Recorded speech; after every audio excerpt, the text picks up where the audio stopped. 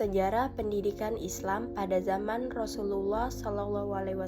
Tahapan pendidikan Islam pada zaman Rasulullah ada dua tahapan besar dalam dakwah dan pendidikan Islam pada periode awal. Yang pertama, secara sembunyi-sembunyi. Pada fase awal, kurang lebih 3 tahun, dakwah dilakukan secara tertutup untuk menghindari tekanan dan kekerasan dari kaum Quraisy. Rasul lebih berfokus membina orang-orang yang memiliki kesiapan hati dan akhlak yang baik. Proses pendidikan berlangsung secara personal di rumah-rumah sahabat. Ajaran yang diberikan masih berfokus pada dasar-dasar keimanan dan tauhid. Yang kedua, secara terang-terangan. Setelah mendapat perintah dari Allah untuk berdakwah secara terbuka, pendidikan Islam dilakukan secara lebih luas kepada masyarakat Quraisy. Rasulullah mulai menyampaikan ajaran Islam di tempat-tempat umum. Terjadi banyak tantangan dan intimidasi, tetapi pendidikan tetap berjalan melalui pembinaan kelompok kecil. Ajaran yang disampaikan mulai berkembang dari keimanan menuju akhlak dan ibadah. Kurikulum dan materi pendidikan Islam di Mekah dan di Madinah. Pada masa Mekah, kurikulum pendidikan Islam berfokus pada pembentukan pondasi keimanan dan karakter dasar umat. Ada 3 materi utama yang diajarkan. Yang pertama, pendidikan keimanan dengan penanaman keyakinan kepada Allah sebagai satu-satunya Tuhan, penghapusan kepercayaan jahiliyah, serta penguatan iman kepada hari akhir, takdir, dan risalah kenabian. Yang kedua, pendidikan ibadah yang mencakup pengajaran tata cara ibadah seperti sholat, zikir, dan doa sebagai bentuk penghambaan kepada Allah. Yang ketiga, pendidikan akhlak yang membiasakan sifat jujur, amanah, sabar, rendah hati, dan menjauhkan diri dari kezoliman serta kesombongan. Akhlak menjadi cerminan keimanan dan menjadi daya tarik utama bagi masyarakat Mekah. Memasuki periode Madinah, materi pendidikan berkembang lebih luas seiring terbentuknya komunitas Islam. Fokus kurikulum pada masa ini mencakup penguatan akidah dan akhlak, pembangunan ukhuwah antara muhajirin dan ansor, serta pengajaran mengenai kesejahteraan sosial seperti zakat dan kepedulian pada fakir miskin. Selain itu, pendidikan mengenai kesejahteraan keluarga, kerabat, dan anak-anak juga diberikan, termasuk hak dan kewajiban dalam keluarga. Materi lainnya meliputi pembinaan tauhid, sholat, sopan santun, dan kepribadian, serta pendidikan mengenai pertahanan, keamanan, dan dakwah Islam. Peserta didik pendidikan Islam di Mekah dan di Madinah. Peserta didik di Mekah pada masa awal dakwah terdiri dari kelompok kecil yang dikenal sebagai as-sabiqunal awalun, yaitu mereka yang pertama kali masuk Islam. Mereka berasal dari keluarga dan kerabat dekat Rasulullah, serta sahabat-sahabat yang telah memiliki kesiapan mental dan moral untuk menerima Islam. Pembinaan terhadap kelompok ini penting karena mereka menjadi fondasi generasi pertama umat Islam yang setia dan mampu menyebarkan ajaran Islam lebih luas. Di Madinah, peserta didik berasal dari 2 kelompok utama, yaitu kaum muhajirin, pendatang dari Mekah, dan kaum ansor sebagai penduduk asli Madinah. Keduanya dipersatukan dalam satu sistem pendidikan Islam yang dibangun oleh Rasulullah. Metode pembelajaran di Mekah dan di Madinah. Metode pembelajaran yang digunakan di Mekah terdiri dari 7 jenis, yaitu